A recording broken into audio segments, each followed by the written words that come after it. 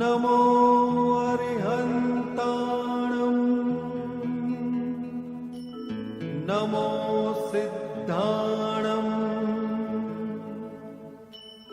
नमो आयर्याणं नमो वज्जायाणं नमो लोये सव्वसाहुणम् एसो पंच नमुक्कारो सव्वपावप्पणासनो मंगलाणं च सव्वेसिं परमं हवै मंगलम्। संतं सुशान्तं सततं स्मरामि। संतं सुशान्तं सततं स्मरामि। संतं सुशान्तं सततं स्मरामि। संतं सुशान्तं सततं स्मरामि। भावाब्धिपोतं शरणं व्रजामि। भावाब्धिपोतं शरणं व्रजामि। भावाब्धिपोतं शरणं व्रजामि। भावाब्धिपोतं शरणं व्रजामि। भावाब्धिपोतं शरणं व्रजामि। भावाब्धिपोतं शरणं व्रजामि। संतं सुशान्तं सततं स्मरामि। संतं सुशान्तं सततं स्मरामि। संतं सुशान्तं सततं स्मरामि। संतं सुशान्तं सततं स्मरामि। भावाब्धिपोतं शरणं व्रजामि। भावाब्धिपोतं शरणं व्रजामि। भावाब्धिपोतं शरणं व्रजामि। भावाब्धिपोतं शरणं व्रजामि।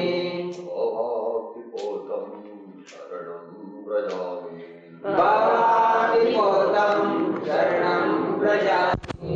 ओंकारं बिन्दुसंयुक्तं नित्यं ध्यायन्ति योगिनः कामदं मोक्षदं चैव ओंकाराय नमो नमः। मोक्षमार्गस्य नेतारं भेत्तारं कर्मभ्रतां ज्ञातारं विश्वतत्त्वानां वन्दे तद्गुणलब्धये। ध्यानमूलं गुरो मूर्ति पूजामूलं गुरो पदं मन्त्रमूलं गुरोर्वाक्यं मोक्षमूलं गुरो कृपा।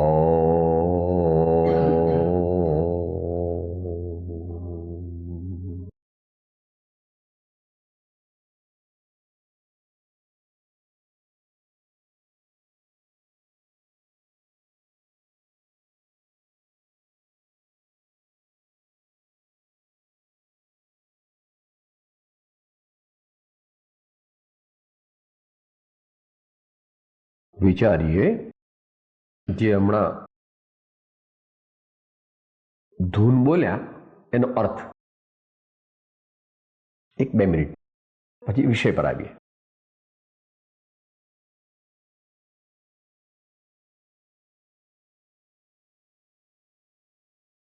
ભગવાન છે એ દીવાદાંડી છે. દરિયો સાગર હોય એમાં સ્ટીમર જતી હોય એમાં જ્યાં મોટા મોટા ખડક હોય ત્યાં દીવાદાંડી રાખવામાં આવે છે કે જેથી કોઈ સ્ટીમર કે કોઈ વહાણ એની સાથે અથડાઈ અને તૂટી ન જાય એટલા માટે એ દીવાદાંડી રાખવામાં આવે. અને બીજું લક્ષ્ય પણ એ છે વ્યવહારમાં. જેમ આપણે સમેત શિખર જઈએ તો ભાઈ દરેકને એમ છે કે ભાઈ સાહેબ પેલા 23મી ટૂંક ઉપર જવું છે, પારસનાથ ભગવાનની ટૂંક પર જવું છે. આપણું અંતિમ ગંતવ્ય સ્થાન કયું છે? ભગવાન જ્યાંથી નિર્વાણ પધાર્યા તે આ તો વ્યવહારિક વાત છે. તો આપણા જીવનનું ધ્યેય એ પરમાત્મ પદની પ્રાપ્તિ છે. હવે ત્યાં સુધી પહોંચવા માટે શું જોઈએ? આપણે એક જગ્યાએ જવું છે, દૂર છે, ઘણું વિકટ છે, તો પહેલા એ ધ્યેય નક્કી કરવું પડે છે. તો અહીંયા દીવાદાંડી નેગેટિવ અર્થમાં લેવાનું. દીવાદાંડી તો વ્યવહાર દ્રષ્ટાંતની અંદર એનાથી દૂર રહેવાનું છે, કારણ કે ત્યાં જો અથડાઈએ તો વાણ તૂટી જાય. જ્યારે અહીંયા આગળ આધ્યાત્મિક સાધનામાં શું કરવાનું છે? ભગવાને દીવાદાંડી છે, તો આપણે શું કરવાનું છે? અંતિમ, પ્રભુ તારું ગીત મારે ગાવું છે, તારા જેવા મારે આવવું છે, તારા જેવા મારે. પણ એ તો દિલ્હી દૂર છે, કારણ કે અત્યારે તો અધમાધમ અધિકોપતિત સકળ જગતમાં હું એ સ્થિતિ મોસમ કૌન કુટિલ ખલ કામી, એવી અત્યારે તો સ્થિતિ છે. તો કે શું કરવું આપણે? તો કે જો ભાઈ, મોટો દરિયો છે અથવા બહુ મોટી બ્રહ્મપુત્રા ગંગા જેવી નદી છે, તો ધર્મરૂપી જહાજમાં બેસવાનું છે. ધર્મરૂપી જહાજમાં, ધર્મરૂપી હોડીમાં બેસવાનું છે, અને એમાં શાંતિથી બેસવાનું છે. શાંતિથી એટલે શું? નાવિક તરીકે સદગુરુ કહે તેવી રીતે તે જગ્યાએ બેસવાનું છે.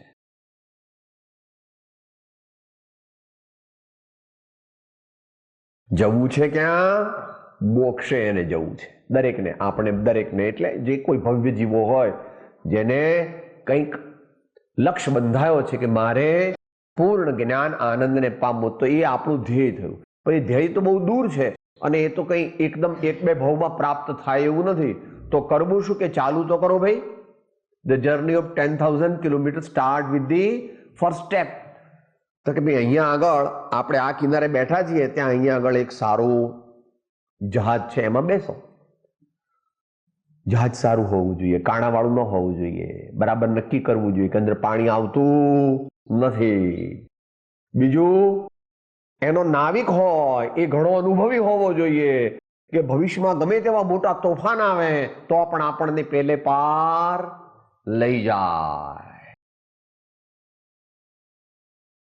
અને એ નાવિક કહે એ પ્રમાણે આપણે બેસવું જોઈએ, શાંતિ રાખવી જોઈએ, વર્તવું જોઈએ. નાવ સારું હોય, નાવિક અનુભવી હોય, પરંતુ આપણે નાવમાં બેસીને ગમે તેમ કૂદકા મારીએ અથવા 5-10 જણ એક બાજુ બધા બેસી જઈએ તો નાવ ઉલટું થઈ જાય. માટે નાવિક જે છે તેની આજ્ઞા પ્રમાણે ચાલવું જોઈએ.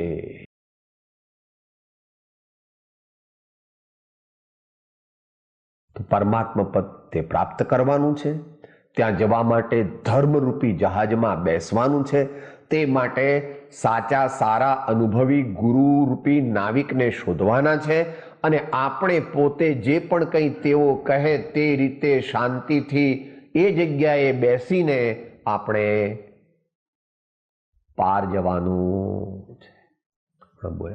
સંતમ સુશાંતમ સતતમ સ્મરામી ભવાબ્ધિપોતમ શરણમ વ્રજામી.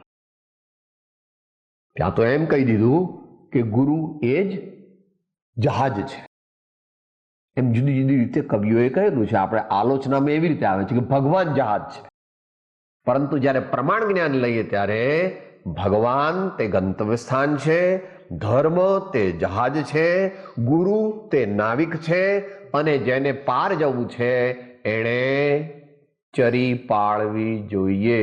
એમ 128મી આત્મભ્રાંતિ સમરોગ નહીં, સદગુરુ વૈદ્ય સુજાણ, ગુરુ આજ્ઞા સંપથ્ય નહીં, ઔષધ વિચાર ધ્યાન. બધું જોઈએ.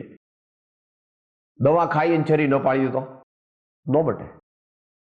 દવા લઈએ પણ ચરી ન પાડીએ તો ન મટે. એ પ્રમાણે અહીંયા જ્ઞાનીઓ આપણને કહે છે કે પ્રાસંગિક વાત આપણે કરી. હવે આપણે વિષય પર આવીએ છીએ.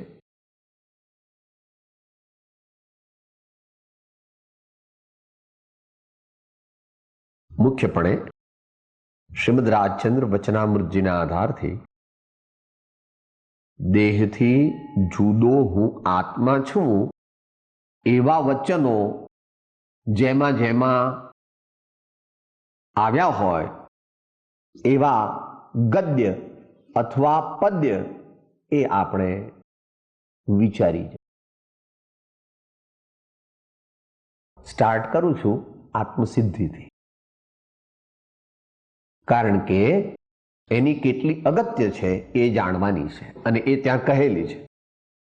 છૂટે દેહાધ્યાસ તો નહીં કરતા તું કર્મ, નહીં ભોગતા તું તેહનો, એ જ ધર્મનો મર્મ. આત્મભાવના ભાવવી એ વિધેયાત્મક સાધના છે અને દેહાત્મ બુદ્ધિ ઓછી કરવી એ નિષેધાત્મક. બંને જોઈએ.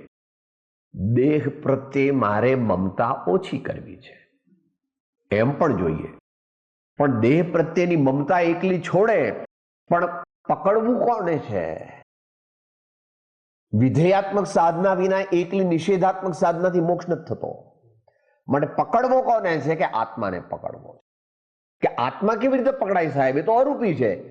કે જ્ઞાન દ્વારા પકડાય. એનું લક્ષણ જ્ઞાન છે.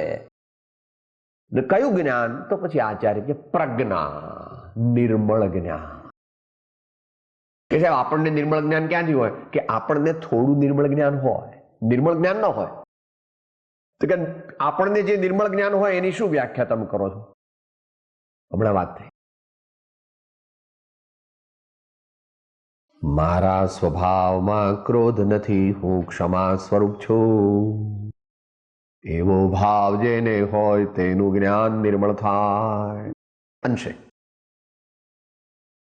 મારા સ્વભાવમાં અભિમાન નથી, હું નમ્રતા સ્વરૂપ વિનય સ્વરૂપી આત્મા છું. એમ અંદરમાં માને, જાણે અને વર્તે તો તેને નિર્મળ જ્ઞાન થાય.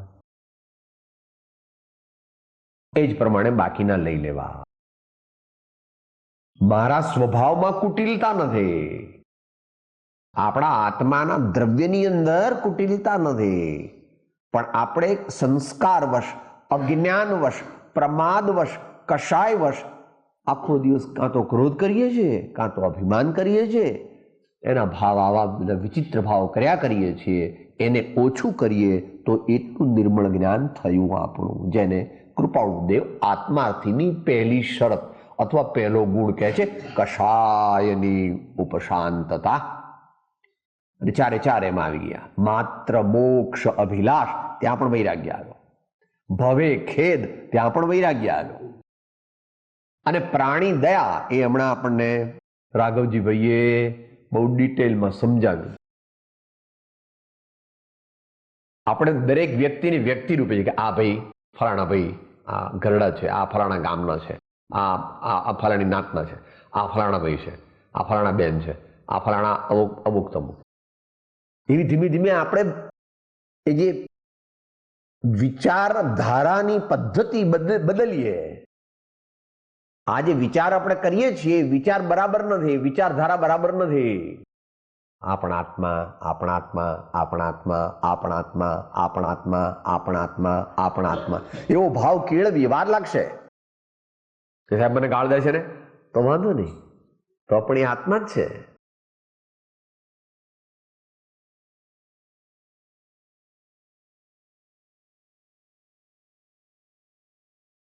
पापी को मत धिक्कारो, पाप को छोड़ो. पापी को मत धिक्कारो, हम सब पापी हैं. पापी को मत धिक्कारो, उसमें से जो पाप है उसको छोड़ना चाहिए. किसी व्यक्ति को मत धिक्कारो. साहेब आप दारूडियो છે, વાંધો નહીં, સુધરશે. એને હમણાં ભલે આવતો, એને કહેવાનું કે અહીં દારૂ હોય નહીં ભાઈ, અહીં તો પાણી મળે ને, શરબત મળે ને, દૂધ મળે ને, ચા મળે. અહીંયા જો રહેવું હોય તો દારૂ મળે નહીં. એમ કરતા ધીમે ધીમે ધીમે પછી દારૂડિયાને આવવા નહીં દેવાનો, અહીં દારૂડિયાને નહીં આવવા દેવાનું, એવું ન કરાય. આપણે બધા આમ તો દારૂડિયા છીએ, મોહરૂપી દારૂ પીને આવ્યા છીએ. આપણે બધા દારૂડિયા છીએ, મોહરૂપી દારૂ પીધો છે. કે સાહેબ તમે હશો, હું તો નથી. તો કે હું નથી કહેતો, અમારા સ્વામી અમૃતચંદ્ર ભગવાન કહે છે કે આ સંસારાત પ્રતિપદમ વિરાગિણો નિત્યમત્તા સુપ્તા યસ્મિન અપદમ અપદમ તદ વિબુદ્ધ્યદ્ભવંદા. એ તો મોટા પુરુષ છે, એ તો બધું કહે, વાંધો નહીં. એ કે આપણા પર આધારિત નથી. આપણે બધા ગુસ્સે થઈને કે આ મહારાજને આપણે આહાર જ નહીં આપીએ, તો કે થોડા આપણા પર આધારિત છે, તો વિહાર કરીને જતા રહે બીજે ગામ. 2-4 દિવસ આહાર ન કરે તો એમને કઈ વાંધો નહીં. બીજા ગામ વાળા આહાર નહીં આપે તો શું કરશે કે ત્રીજા ગામ. આપણા જેવી ભૂખ ન લાગે એમને, આપણા જેવા ચક્કર ન આવે એમને. અને તેથી તેઓ સ્પષ્ટ અને સત્ય કહે ને છતાં એક માં છે એના પ્રત્યે આટલો બધો પ્રેમ છે. તો લાખો માતાઓ ભેગા થાય ત્યારે એક સંત બને. લાખો માતાઓનો પ્રેમ ભેગો થાય ત્યારે એક સંત બને, અને લાખો સંત થાય ત્યારે એક આચાર્ય બને, અને લાખો આચાર્ય ગણધર થાય ત્યારે એક તીર્થંકર બને. એ મારગડા જુદા પ્રભુ. આપણને આપણી માનું બહુ અભિમાન છે. સાહેબ મારી માં, હું એકવાર 5 વાગે સાંજના ગયો ને ઘેર, તો આમ નામ બેઠી હતી. મેં કીધું શું બાકી આ હાજનું? કે મેં તો હવારથી ખાધું નથી. કે કેમ ન ખાધું? તો કે તું નહોતો આવ્યો ને એટલે ન ખાધું. બોલો મારી માં કેવી છે? મારા વિના ખાતી. કે ભાઈ સારી છે તારી માં, પરંતુ તારી માંથી પણ કોઈક દુનિયામાં મોટું છે એમ અંતરમાં વિચારવું. તો એ વાત થઈ કે નિર્મળ જ્ઞાન આપણે અંશે પ્રગટ કરી શકીએ છીએ, હજુ ભલે વ્યવહારિક લેવલે. જેટલી નમ્રતા એટલો આત્મા પ્રગટ્યો. ખરું કે નહીં ભાઈ? સિદ્ધાંત જ્ઞાનીઓ બોલો. ઉત્તમ ક્ષમા માર્દવાર્જવ સત્ય શૌચ સંયમ તપ ત્યાગા કિંચન બ્રહ્મચર્યાણિ ધર્મ. કીધું છે કે નહીં ભગવાને? કે નથી કીધું? એવો માર્ગ વિનય તણો ભાખ્યો શ્રી વિતરાગ મૂળ હેતુ તે માર્ગનો સમજે કોઈ સુભાગ્ય. તો આપણામાં એટલું નિર્મળ જ્ઞાન આપણે પ્રગટાવી શકીએ છીએ અત્યારે. કેટલું? આટલું કે હું વિનય, મારે વિનયથી, મારે ગુસ્સો કરવો નથી. એ 2-3 ગાળ દઈ દીધી, આપણે ત્યાં જતા રહેવું. આપણે કંટ્રોલ નથી કરી શકતા આપણી જાતને, એટલે ત્યાં આગળ ઉભા ન રહેવું. કારણ કે ઉભા રહીશું તો થઈ જ જશે, ફ્રિક્શન થઈ જવાનું. એટલે કૃપાળુદેવ આપણે કીધું કે અસત્સંગ અસત પ્રસંગને ઓછા કરવા. અસત્સંગ અસત પ્રસંગને ઓછા કરવા. તો એ વાત મેં સ્ટાર્ટ કરી કે છૂટે દેહાધ્યાસ તો નહીં કરતા તું કર્મ. હવે બધા ધીમે ધીમે ભાઈઓમાંથી પહેલા 3 દ્રષ્ટાંત આપો. બોલો. આપણે દેહાધ્યાસ ઘટાડો. દેહાધ્યાસ ઘટાડવો તે ધર્મ છે. દેહાધ્યાસ તે સંસારની વૃદ્ધિનું કારણ છે. દેહાશક્તિ તે મોહાશક્તિ છે, અને માટે એને ઘટાડવાથી મોહ ઘટે છે. એટલો દેહ એમ ન લેવું, દેહની સાથે અન્ય જગતના પદાર્થ પણ લઈ લેવા. એટલે દેહ અને દેહાશ્રિત પદાર્થો. કૃપાળુ દેહાદિ એમ શબ્દો વાપર્યો છે. શું શબ્દો વાપર્યો છે? હું દેહાદિ સ્વરૂપ નથી. અને ત્યાં કુનકુન સ્વામીએ થોડું એક વૈજ્ઞાનિકનું સ્વરૂપ લીધું છે. બદ્ધનો કર્મ અને અબદ્ધનો કર્મ. આ શું છે? અબદ્ધનો. આ મારા ચશ્મા છે તો કે અજ્ઞાન છે. આ મારી બા. બા ખરી, તારી નહીં પ્રભુ. વ્યવહારમાં કહેવાય, વ્યવહારમાં કીધું એ બરાબર છે. મારી બા, મારા કપડા, મારી મોટર, મારું ઘર, મારા દીકરા. તો પછી મારી મૂછો, તો મારું કપાળ, કે મારો ડાબા હાથનો એક તમાચો, એ બધું પણ અજ્ઞાન છે ખરું. બે પક્ષ સમજવા. વ્યવહારથી વ્યવહાર ઠીક છે, અત્યારે પરમાર્થની મુખ્યતા છે. તો એવા જે ગદ્ય પદ્યમય કૃપાળુદેવના વચનામૃત હોય તો પ્રિફરેબલ, ન હોય તો બીજા. આંગળી ઊંચી કરીને બોલો એક એક. દેહ જીવ એક રૂપે ભાસે છે જ્ઞાન. ભેદ જ્ઞાન કવિત પત્રાંગ 902 લખતા જવાનું, એટલે એને એ પાછા બીજી વાર આવે તો નહીં લેવાના. ભેદ જ્ઞાન કવિત નંબર 2 બોલો. એટલે ના એ બોલો ફરીથી સહેજ લાંબુ બોલો. ભાસે છે અજ્ઞાન વડે ક્રિયાને પ્રવૃત્તિ પણ, તેથી તેમ થાય છે જીવન ઉત્પત્તિ અને રોગ શોક દુઃખ મૃત્યુ, દેહનો સ્વભાવ જીવ પદમાં જણાય. અને પછી એનો ઉપાય પણ કહી દીધો કે એવો જે અનાદિ એક રૂપનો મિથ્યાત્વ ભાવ જ્ઞાનીના વચન વડે દૂર થઈ. જો જ્ઞાનીના વચનનો સ્વીકાર કરે તો જ્ઞાનીનું વચન મળે, પણ જ્ઞાનીના વચનનો અંતરમાં સ્વીકાર કરવો જોઈએ. હમણાં રાઘવજી કહી લીધું, આપણે સાંભળીએ છીએ, વિચારીએ છીએ, સમજવાનો પ્રયત્ન કરીએ છીએ, પણ સ્વીકારતા નથી. કેમ? સાહેબ તમે તો સામાન્ય ગ્રેજ્યુએટ છો, હું કેટલો. આવું બધું આપણા અંદર સબકોન્શિયસ માઇન્ડમાં બધું ભરેલું છે. આટલા કરોડપતિ, આટલા દીકરાવાળો, આટલા બંગલાવાળો, આટલી ડિગ્રીવાળો, આટલી મોટરોવાળો, આટલો વટવાળો, એટલે આટલા શિષ્યોવાળો, આટલા મેં મંદિરો બાંધ્યા, આટલા શાસ્ત્રો લખ્યા, આવું બધું ભૂત, આવો બધો કચરો આપણા મગજમાં ભરેલો છે. એટલે સંત પ્રત્યે, જ્ઞાની પ્રત્યે અને જ્ઞાનીના વચન પ્રત્યે આપણને ભાવ, અહોભાવ જેવો આવવો જોઈએ તેવો આવતો, એ લાવવો. તો એ પૂરું થયું. બીજું ભાઈઓમાંથી દેહાદિક સંયોગનો આત્યંતિક વિયોગ સિદ્ધ મોક્ષ શાશ્વત પદે નીચ અનંત સુખ ભોગ. આપણે સિદ્ધિ સહેજ ભાઈ જરા આગળ લઈ ગયા, વાંધો નહીં. ભાષ્યો દેહાભ્યાસ બરાબર. એટલે એ આગળની સ્થિતિ કીધી. મોક્ષની વ્યાખ્યા જે કૃપાળુદેવે કરી છે એ પૂર્ણ મોક્ષની વ્યાખ્યા છે. ત્યાં પૂર્ણ મોક્ષ એટલે સદેહ મોક્ષ નહીં, પણ વિદેહ મોક્ષ.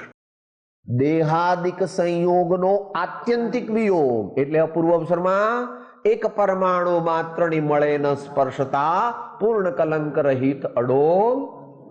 તો તે પણ બરાબર છે. અપેક્ષાએ કે જ્યારે આપણે સિદ્ધ પરમાત્મા થઈશું ત્યારે દેહ પણ નહીં હોય, કોઈ પણ જાતના કર્મો, આ દ્રવ્ય કર્મ, ભાવ કર્મ વગેરે પણ નહીં હોય. હશે શું? સાદે અનંત અનંત સમાધિ સુખમાં. એવું થશે. ઓકે. 2 બોલો. ભાષ્યો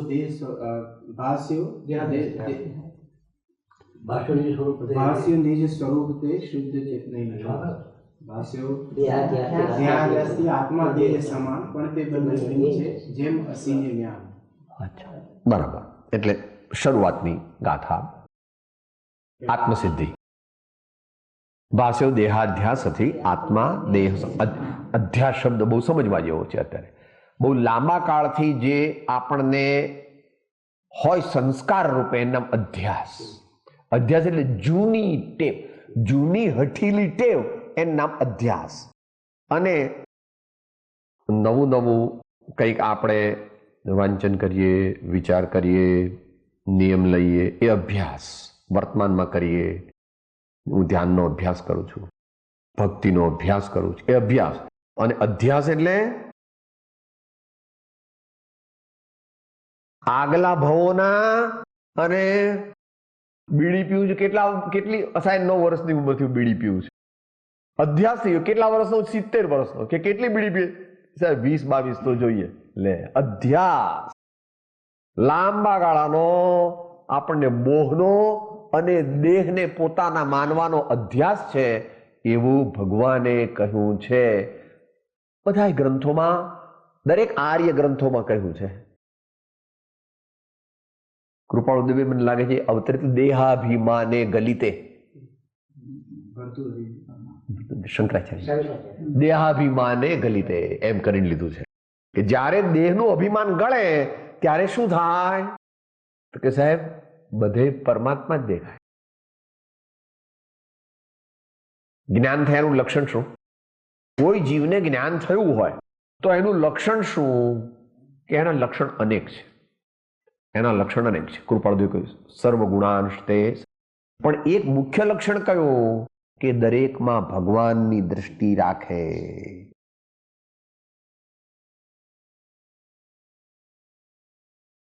તો એ વાત છૂટે દેહાધ્યાસ તો નહીં કરતા તું કર્મ નહીં. ભાસ્યો દેહાધ્યાસથી આત્મા દેહ સમાન, પણ તે બંને ભિન્ન છે જેમ અસીને મ્યાન. એટલે ત્યાં થોડુંક જરા ડિટેલ સમજવી કે ગમે તેવું તમે જે મ્યાન છે એ લાકડાનું કે એવી કશું વસ્તુનું બનેલું છે, અને તલવાર છે તે લોખંડની બનેલી છે. તેમ આ છે તે શેનું બનેલું છે? આ જો આ ભાઈની તબિયત કેવી છે કે ગમે તેવી હોય તો એનો એ શું છે? કોઈ ભાઈની તબિયત એકદમ અલ મસ્ત હોય એકદમ, તો શું ભાઈ એ શું છે? એ પણ જડ છે, એ અચેતન છે, એ પૂદગલ છે. અને પૂદગલ છે તે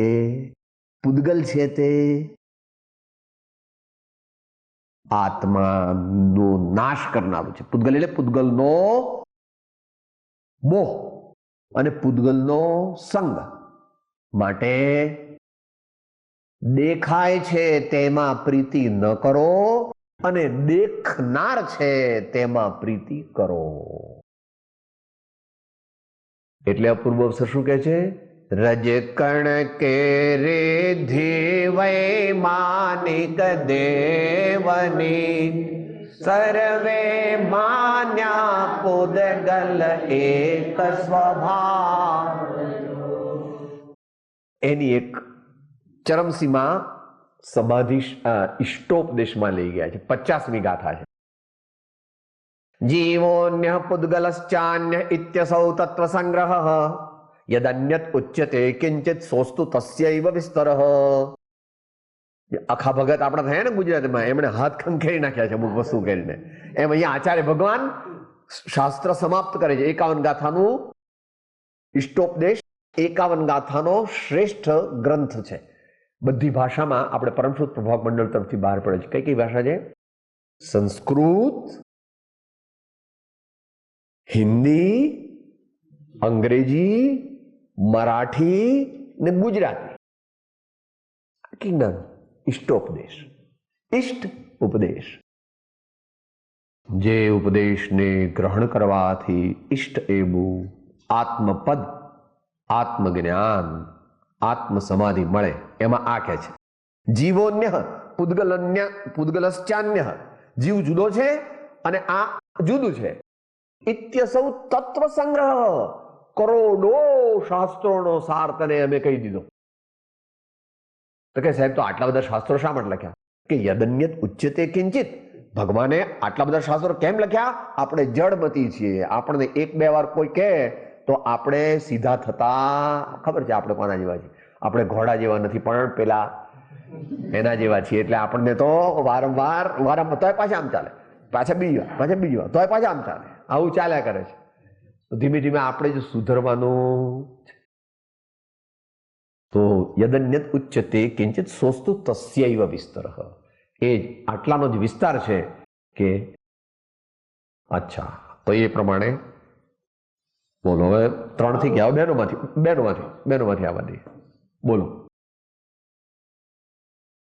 દેહ ન જાણે તે મને જાણે નહીં ઇન્દ્રિય પ્રાણ, આત્માની સત્તા દેહ પ્રવૃત્તિ. બરાબર છે. બેનું ભિન્નત્વ કહે છે છતાં બરાબર છે. તો શરીર જે છે તે પોતે પોતાને જાણતું નથી અને પોતે પોતાની રીતે કાર્ય સ્વતંત્રપણે કરી શકતું નથી, પરંતુ આત્મા પ્રેરણા કરે તો આ મૂળદું હાલે, ચાલે, બોલે, જુએ, જાણે. માટે જે ચૈતન્ય રાજા અંદરમાં બેઠો છે એની પ્રીતિ એની ઓળખાણ, એનો પરિચય, એનું જ્ઞાન, એની શ્રદ્ધા, એનો અનુભવ કરવાનો પ્રયત્ન કરવો. ભગવાનની મૂર્તિ એ જ બતાવે છે ને જ્ઞાનીઓની મૂર્તિ પણ એ બતાવે. એમને પૂછો તો ટેલિફોન કરો, સાહેબ શું કરો તમે? સાહેબ શું કરો છો? તો કે હું આત્માનો પરિચય કરું. એમને પૂછો, સાહેબ તમે શું કરો છો? ભલે સવિકલ્પ સમાધિ હોય કે નિર્વિકલ્પ સમાધિ હોય, પરિચય બે પ્રકારે હોય. નિર્વિકલ્પ તો થોડો વખત જ રહે અને બહુ ઉત્તમ મહાત્માઓને અલ્પ વખત પ્રાપ્ત થાય, પણ અંદરમાં સવિકલ્પ સમાધિ તો ચાલુ જ હોય. રાઈટ, આગળ બોલો. બીજા બે. ના આજે બહેનોનું પૂર્ણ જ થયું. બહેનો એક જ આવ્યા. બહેન બોલો બોલો. ચેતન જો નિજ ભાનમાં કરતા આપસમાં વર્તે નહીં, નિજ ભાનમાં કરતા કરે.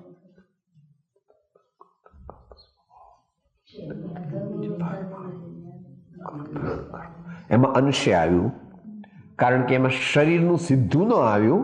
આપણે અત્યારે એટલે ત્યાં આગળ જે કીધું ત્યાં સૂક્ષ્મ ભેદ જ્ઞાન લીધું છે કૃપાળુદેવે. ચેતન જો નિજ ભાનમાં કરતા આપ સ્વભાવ, એટલે ત્યાં આગળ સમયસારની કઈ ગાથા લાગુ પડી? 69. બોલો. આત્માયને આશ્રવ તણો જ્યાં ભેદ જીવ જાણે નહીં, ક્રોધાદિમાં સ્થિતિ ત્યાં લગે અજ્ઞાની એવા જીવ. પણ ક્રોધને પણ નિશ્ચય નહીંમાં બહુ આગળની અવસ્થામાં ભગવાને પરદ્રવ્ય કહી દીધું છે. પરદ્રવ્ય કીધું કે નહીં કે ક્રોધ કરવાનો? ક્રોધ સ્વદ્રવ્ય છે? ક્રોધ પરદ્રવ્ય છે. થાય છે આત્મામાં, પણ આત્માના સ્વભાવનો આત્માનો દુશ્મન છે, આત્માને મારવા વાળો છે, આત્માને કાપવા વાળો છે. ક્રોધ કે મોહ કરે તે જીવ તે સમયે મરી જાય છે, એમ કૃપાળુદેવ કહે છે. સુખ પ્રાપ્ત કરતા સુખ ટળે છે, લેશ એ લક્ષે. સાહેબ ગુલાબજાંબુ ખાવ બહુ મજા આવી, મજા નથી આવી, સજા થઈ. ખાય એનો વાંધો નહીં, પણ મજા ન લે એમાં. પણ આપણે હજુ એટલા પરિપક્વ નથી, એટલે જ્ઞાનીઓએ કોક વાર એમ ગુલાબજાંબુ ન ખાવા, રોટલી દાળ ખાવા. તો મજા એ સજા છે, પણ અજ્ઞાનીને મજા એ મજા લાગે છે. જ્યાં સુધી મજા તે મજા લાગે છે ત્યાં સુધી સજા પૂરી થવાની નથી. તો એ ત્યાં આગળ એકચ્યુઅલી દેહનો અધ્યાસ કીધો છે, લાગુ પડે છે, પણ ડાયરેક્ટ દેહ નથી, પણ દેહ પ્રત્યેનું મમત્વ. તો ચેતન જો નિજ ભાનમાં કરતા આપ સ્વભાવ તો એને શુદ્ધ ભાવ પ્રગટે છે, ને વર્તે નહીં નિજ ભાનમાં તો કરતા કર્મ પ્રભાવ. આના પરથી આપણે જે સમજવાનું છે એ સતત પરમાત્મ સ્મરણ, સતત પરમાત્મ સ્મરણ. ખરેખર તો સતત શુદ્ધાત્મ સ્મરણ, પણ એટલી કક્ષા તો હજી પહોંચ્યા નથી. માટે આટલી પેલી બેબીઓ હોય છે 6 વર્ષની 8 વર્ષની, એને પેલું વ્રત લેવડાવે છે.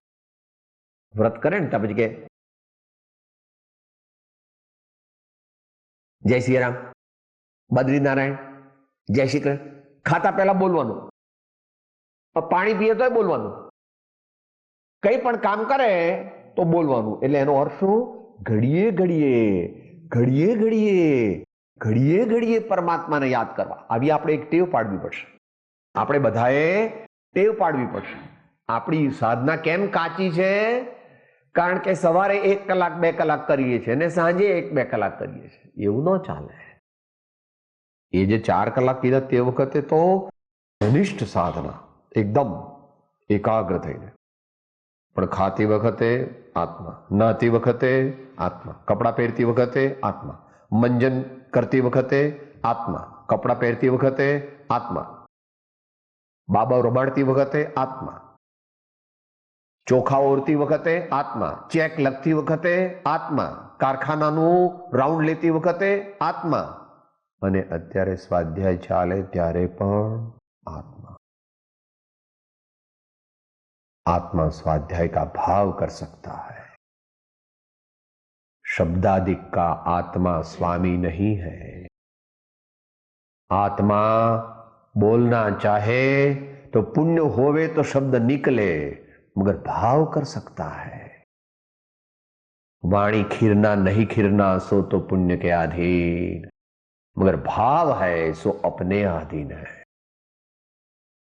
તો આનાથી આપણે શું શીખવાનું કે હવેથી હું 11 વખતનો નિયમ લીધો એક બેને, તો એ આપણે એવી રીતે 11 વખતનો આપણે વધારે લઈ લેવાનો કે આપણે ભગવાનને ક્યારે યાદ કરવાના સાહેબ? તો ભગવાન કહે છે ક્યારે યાદ નહીં કરવાના. તમે જેમ બાબલાને ક્યારે પ્રેમ કરો છો? બાબલો તમને ક્યારે વહાલો લાગે છે સાહેબ? ઊંઘમાં એના સ્વપ્ન. તો એવી રીતે ભગવાનનું પણ કરવાનું.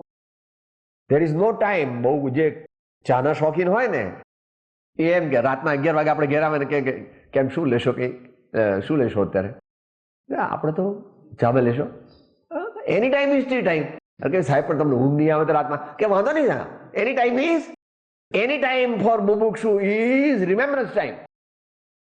એની ટાઈમ ફોર બુભુક્ષુ ઇઝ સ્મરણ ટાઈમ. આપણા માટે કે ભગવાનને સાહેબ ક્યારે યાદ કરવાના?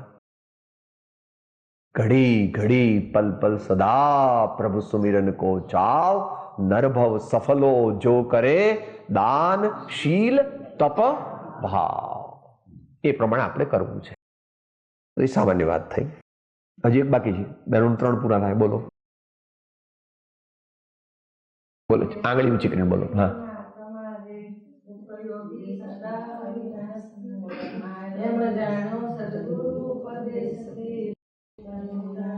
એટલે મૂળ માર્ગની મેઇન જે 4 કડીઓ છે એમાંની પહેલી કડી. ત્યાં સાધનાની અપેક્ષા લીધું છે એટલે પહેલું જાણો. પહેલું જાણો. જાણે પછી વિચારે, પછી સમજે, અને પછી પોતાની પાત્રતા હોય તો સ્વીકારે, અને પછી એ સ્વીકાર વારંવાર સ્વીકારવાથી એની શ્રદ્ધા થાય. એ ત્યાર પછીની કડીમાં આવે. તો દેહથી જુદો એવો આત્મા છે એવું સદગુરુના બોધથી જે જાણે, સમજે, માને, અભ્યાસે અને વેદન દ્વારા અનુભવ કરે તેને પરમાર્થ ધર્મની પ્રાપ્તિ થાય. તો છે દેહાદિથી ભિન્ન આત્મા રે ઉપયોગી સદા અવિનાશ. એમ જાણે સદગુરુ ઉપદેશથી રે કહ્યું જ્ઞાન તેનું નામ. ભાઈઓ, મારો સુશાસ્ત્ર એક દર્શન જ્ઞાન લક્ષણ જીવ છે, બાકી બધા સંયોગ લક્ષણ ભાવ વૃત્તિ બાહ્ય છે. એમાં પણ જરાક બેને લીધું એવું થોડું સૂક્ષ્મ લીધું છે, ભાવ લીધો છે. આવે છે ખરું અપેક્ષાએ, પણ એ જરા વધારે સૂક્ષ્મ છે. આપણે વધારે અત્યારે શું વાત કરીએ છીએ? શરીરથી જુદો જ્યાં કીધો હોય એની મુખ્યતા. આ પણ શરીરનો જે ભાવ છે એ પણ શરીર છે, પણ આપણે ડાયરેક્ટ અત્યારે શરીરની વાત કરીએ છીએ. એટલે જે કોઈ બીજા ભાવો છે તે ભાવો તે મારો સ્વભાવ નથી એમ આચાર્ય ભગવાન આપણને કહે છે મહાવીર ભગવાનની આજ્ઞાથી. હું દેહ નહીં, વાણી ન મન નહીં, તેમનું કારણ નહીં, કરતા ન કારણિતા ન હનુમંતા. તો એ પ્રવચન સારની ગાથા છે. હું દેહ નહીં, મન વાણી નહીં, હું તેમનું કારણ નહીં. મોટા પુરુષો મુનિ મહારાજ સર્વ પ્રકારે 9 પ્રકારે દેહનું મમત્વ છોડે છે. હું શરીર નથી, વાણી નથી, મન નથી. હું શરીરને બનાવતો નથી, વાણી બનાવતો નથી, મનને બનાવતો નથી. કોઈ શરીર બનાવતું હોય, કોઈ વાણી બનાવતું હોય, કોઈ મન બનાવતું હોય તો તેની અનુમોદના કરતો મોટા પુરુષ છે. મુનિ મહારાજ મોટા પુરુષ છે. માટે આપણને એમ કહે છે કે મારે આ શરીર સાથે કંઈ લેવા દેવા નથી. મોટા પુરુષોનું નિર્મમત્વ, મુનિ મહારાજનો વિચાર કરવો, સાચા મુનિ મહારાજનું સ્મરણ કરવાથી પણ કૃપાળુદેવ કહે છે કે તેવા પુરુષોની તેમના ગુણોની વ્યાખ્યા કરવાને અશક્તિ છે. એટલે હાલ તેમના ગુણોની વ્યાખ્યા કરવાને અશક્તિ છે ને તેમના વિશે કંઈ પણ નહીં કહી શકતા. તેમના જ ગુણોમાં પુનઃ પુનઃ પ્રસક્ત થવું તે આપણું સર્વોત્કૃષ્ટ શ્રેય અને છતાંય આપણે કરવી તો પડવાની છે, કારણ કે ભગવાનના ગુણો ગાઈએ નહીં તો પછી બીજાના ગુણો ગાવા પડે. એટલે ભગવાનના અને ગુરુના ગુણો ગાવાના ખરા, પણ એમ નહીં માનવાનું કે ભગવાનના બધા ગુણો મેં ગાઈ લીધા, કારણ કે ભગવાનના ગુણો ગણ્યાય નહીં ને વીણાય નહીં. માટે ભગવાને 1008 તો કીધા.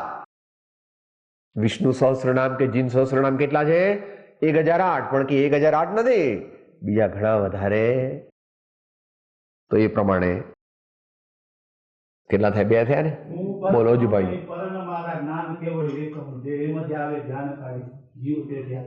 બરાબર. એ પરમાં અત્યારે મુખ્ય શું લેવાનું? જગતના પદાર્થો અને શરીર. હું પર તણો નહીં, પર ન મારા, જ્ઞાન કેવળ એક હું. તો પર બધું પર છે. અઘરું છે જરા. ઈડર છે એટલે વાંધો નહીં, નિવૃત્તિ ક્ષેત્ર છે ને એટલે થોડું અઘરું, પણ યાદ રાખો, અભ્યાસ કરો. આ સ્વાધ્યાયથી તો 5-10% જ ફાયદો થાય. બહેનો જ્યારે ચાંદલો કરે ત્યારે ધ્યાન રાખવું, હું પરતણો નહીં પર ન મારા. બહેનો જ્યારે બંગડી પહેરે કે મંગળસૂત્ર પહેરે ત્યારે ધ્યાન રાખવું, હું પરતણો નહીં પર ન મારા.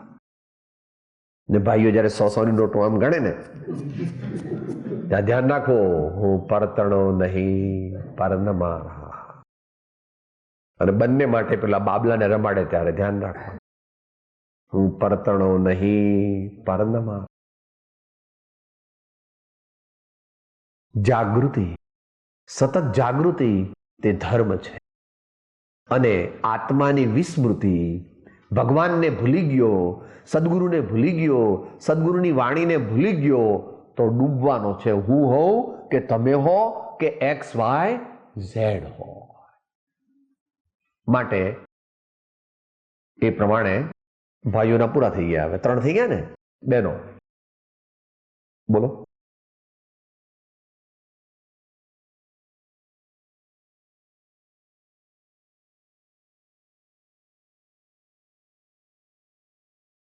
ફરીથી બોલો.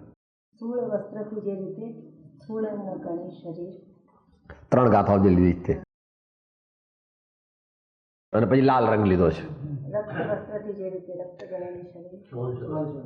બરાબર. સમાધિ શતક. એમાં બીજી એક ડાયરેક્ટલી આ સબ્જેક્ટ સાથેની ગાથા જે વણાયેલી છે તે યાદ આવે છે? એ પણ બરાબર. પણ ત્યાં 3 લીધા છે. એક શરીરનું લીધું છે. એ કઈ ગાથા? નહીં, એ તો સાધના બતાવી. આ સમાધિ શતકની જ વાત ચાલે છે. અસ્થિર અણુનો વ્યુહ છે સમયાકાર શરીર, સ્થિતિ ભ્રમથી મૂરખ જણો તેજ ગણે છે જીવ. ભગવાન છે આ તો. અસ્થિર અણુનો વ્યુહ સમ આકાર શરીર. જેટલા આત્માના પ્રદેશો છે ને એ આત્માના પ્રદેશોએ, દરેક આત્મા પ્રદેશોએ દ્રવ્ય કર્મ ચોંટ્યા છે. અને દ્રવ્ય કર્મ છે ત્યાં બદ્ધ નો કર્મ ચોંટ્યું છે. એટલે આપણે શું કહે છે? સાહેબ મારો હાથ જોયો? સાહેબ મારું નાક કેવું છે? સાહેબ મારી મૂછો? અસ્થિર અણુનો વ્યૂ છે. આ આખો અસ્થિર અણુનો વ્યૂ છે. બદલાય છે, બદલાય છે. મોડર્ન સાયન્સે પુરવાર કર્યું છે ભાઈ. મોડર્ન સાયન્સ શું પુરવાર કર્યું છે? ચામડીના નિષ્ણાતોએ પુરવાર કર્યું છે કે આખી ચામડી 4 દિવસની અંદર બદલાઈ જાય છે. આખી ચામડી શરીરની 4 દિવસની અંદર બદલાઈ જાય છે. Billions and billions and billions of dermatological cells are shedded every day and the underlying dermis becomes epidermis. એની નીચેના જે કોષ એ ઉપર આવી જાય છે. એટલે આપણને તેમ લાગે સાહેબ જો 30 વર્ષથી એવો રહેવો જ છું ને, 42 વર્ષનો હતો એવો 72 વર્ષે એવો જ લાગુ છે ને. એટલે બાપા એ 4 દિવસમાં તું આખા બધા તારા ચામડીના પરમાણુ સેલ્સ બદલાઈ જાય. અસ્થિર અણુનો વ્યૂહ છે, સમ આકાર શરીર, એ નિયમ છે. હે ચાર દિન કી ચાંદની, એ તો પહેલે જ, એ તો ભાઈ તમારા આ લોકો અત્યારના બરાબર છે. તો સમ આકાર શરીર, આત્મા કેવો છે? પાણી અથવા હવા જેવો. ટ્યુબમાં ભરો તો ટ્યુબ જેવો, ટાયરમાં ભરો તો ટાયર જેવો, મોટા ટ્રેક્ટરમાં ભરો તો ટ્રેક્ટર જેવો, ફુગ્ગામાં ભરો તો ફુગ્ગા જેવો, ગોળ ફુગ્ગો હોય અથવા પેલી આમ દૂધી હોય તો એના જેવો, કાકડી હોય તો એના જેવો. એમ આત્મા કેવો છે? જે શરીરમાં જાય એ શરીરના રૂપે એ થઈ જાય છે. કેમ એવો થઈ જાય છે? અગુરુ લઘુ નામનો ગુણ છે એનામાં. અગુરુ લઘુ નામનો ગુણ છે. એટલે નાનામાં નાનો હોય તો વાયરસ, જે માઇક્રોસ્કોપથી પણ દેખાય નહીં, વાયરસ. અને મોટામાં મોટો હોય તો બેનોમાંથી સ્વયંભૂ, છેલ્લા સ્વયંભૂ રમણ સમુદ્રમાં રહેલા મહામત્સ્યનું શરીર કેટલું મોટું છે? એશિયા ખંડ જેટલું. ઇસ્તંબુલ ટુ ટોક્યો એવું એક શરીર, એવો મહામત્સ્ય, એવા અસંખ્યાત મહામત્સ્ય છે.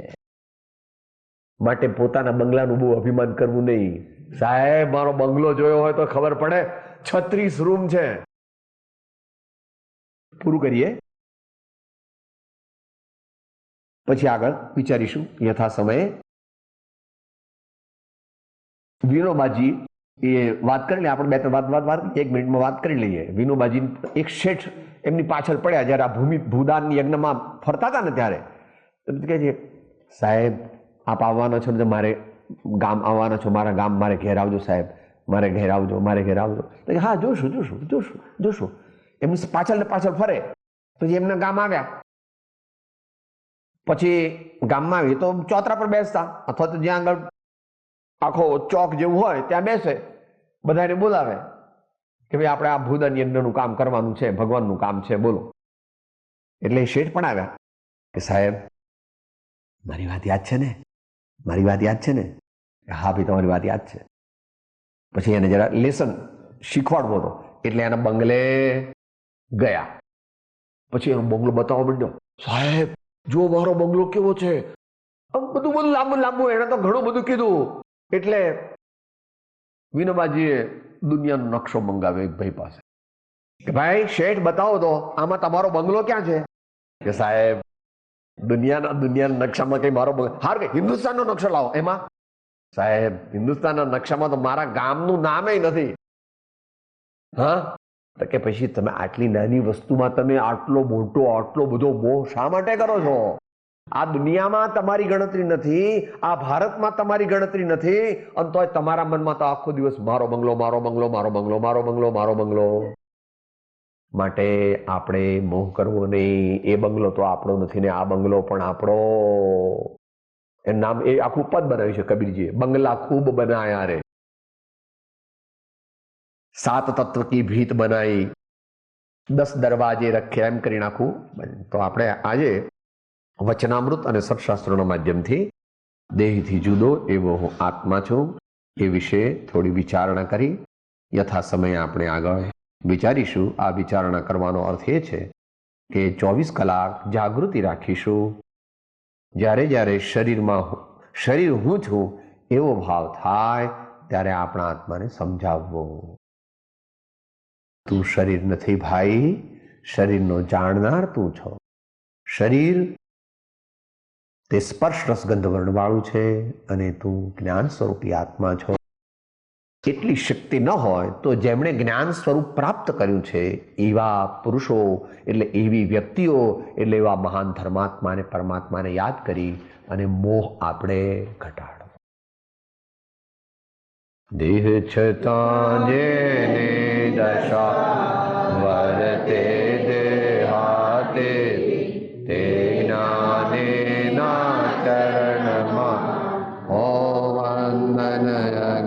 સદગુરુ પરમ કૃપાળો ત્રિલોકના સબ સંતન કી જય. આનંદ.